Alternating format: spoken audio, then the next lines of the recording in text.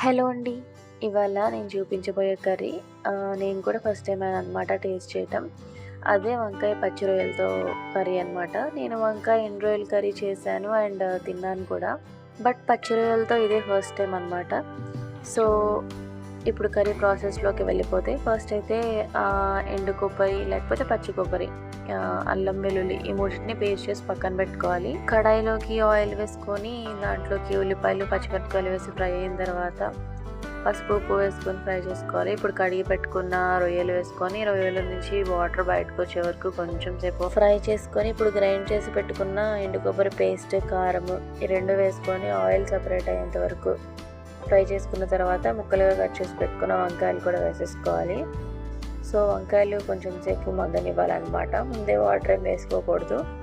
కొంచెం మగ్గిన తర్వాత అప్పుడు వాటర్ వేసేసుకొని వంకాయలంతా మంచిగా కుక్ అయ్యేంత వరకు, ఆయిల్ సపరేట్ అయ్యేంత వరకు బాగా ఉడికించుకోవాలన్నమాట.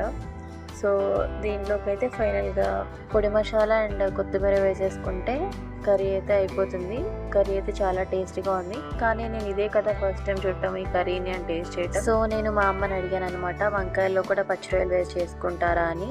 సో అప్పుడు మా అమ్మ ఏమన్నారంటే ఉప్పు కారం సరిగ్గా వేసి చేస్తే చెప్పు కూడా చాలా రుచిగా ఉండిద్దని చెప్పి. బాగుంది కదా సామెత. మీరు ఎప్పుడైనా విన్నారా ఇలాంటి సామెత? సో నేనైతే చాలాసార్లు విన్నాను అనమాట మా అమ్మ చెప్తే. సామెత గురించి పక్కన పెడితే మీరు కూడా ఈ కర్రీ ట్రై చేయండి. ఎలా వచ్చిందో కమెంట్ చేయండి. వీడియో నచ్చితే లైక్ చేసి సబ్స్క్రైబ్ చేయండి. Bye bye.